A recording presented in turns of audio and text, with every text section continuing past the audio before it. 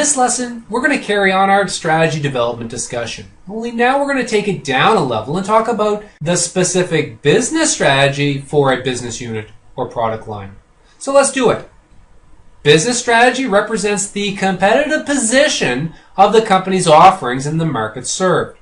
Competitive strategies often emphasize minimizing costs or differentiating products and services, whereas corporate strategies look at different ways of going to market, including joint ventures and strategic alliances. In our next lesson, we'll tackle the functional strategy.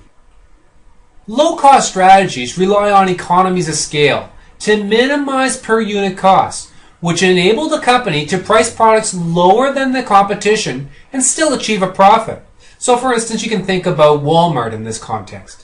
A differentiation strategy relies on innovation and being able to provide greater value than the competition to attract and retain customers. Customers are not as price sensitive, enabling the company to achieve strong margins. So for instance, you can think of a company like Apple as an example of a company pursuing a differentiation strategy. Now, Porter argued that a company must only choose one strategy, or risk having no strategy at all. But this position has not reached a consensus across strategists. One alternative strategy is the so-called blue ocean strategy, and that is one that breaks the previous value-cost trade-off by simultaneously pursuing both a differentiation and low-cost strategy. So I'm going to leave it up to your own reflection as to whether you can pursue both ends of the spectrum simultaneously. From the Strategic Planning Institute in the 1970s came evidence to support that the greater a company's market share, the greater their rate of profitability. The higher market share provides volume and economies of scale.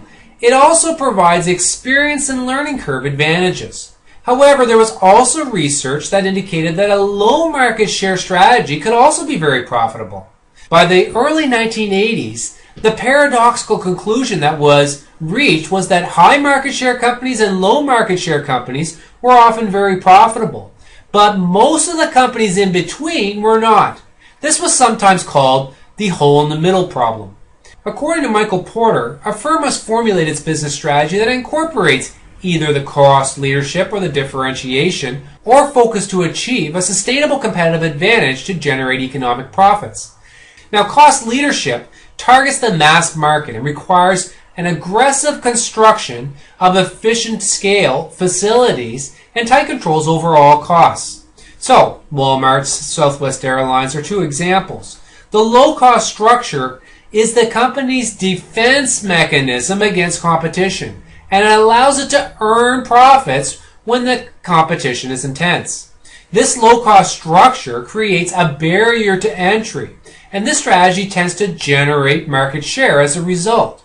At the other end of the spectrum, we have differentiation, which targets mass markets by providing a unique value proposition.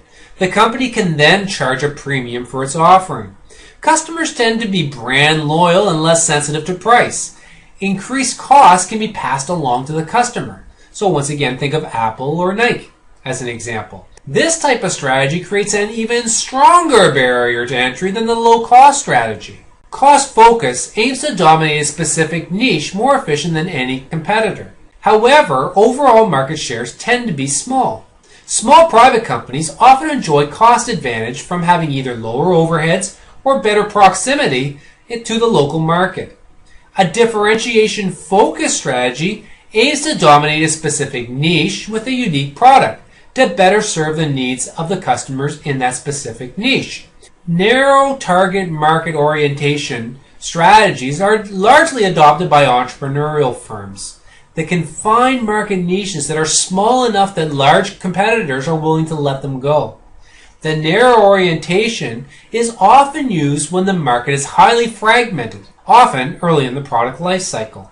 Narrow strategies tend to persist in industries where there are few economies of scale or scopes to be had, and that the entry barriers are low. So think of things like Chinese restaurants or used car sales or laundromats. Broad target market strategies are often used in mature markets with consolidated competition. A strategic roll-up strategy is one where a fragmented industry is consolidated to achieve economies of scale. It involves the acquisition of a large number of owner-operator businesses. So for instance, the funeral industry was consolidated using this strategy, and we're seeing a lot of consolidation using this strategy in the real estate industry as well. Hyper-competitive strategy is one that has largely emerged in recent decades with the development of information technology. With ever-shortening product life cycles, sustainable competitive advantage requires a new imperative, one in which the company is constantly developing and releasing new products, even before the existing products reach their maturity. Some examples of companies using this strategy include Intel, Microsoft, and Apple. Next, let's talk about cooperative type strategies. Explicit collusion is illegal. That is, working with your competitors to set prices and control the market. Implicit collusion happens in industries with a small number of players, all with similar cost structures. One firm tends to act as the price leader, and the others follow suit. Strategic alliances are partnerships between two or more businesses to achieve mutually beneficial objectives, such as obtaining and developing technology, obtaining and developing manufacturing capacity, accessing new markets, reducing financial risk, or reducing political risk, say an entry to a foreign country like China through a joint venture with a Chinese partner. Strategic alliances can use a variety of forms, including joint ventures, licensing arrangements, value chain partnerships, and franchises. In this lesson, we talked about business strategy. That is how a business or a product line positions itself against the competition. The strategic options are either a low-cost or differentiation strategy, and the target markets are either narrow or broad. Once this business strategy is set, we can now start talking about the functional strategy and its alignment to meet the business objectives, which is the topic of our next lesson. So until then, remember, don't stop to get to the top. When you get to the top, don't stop.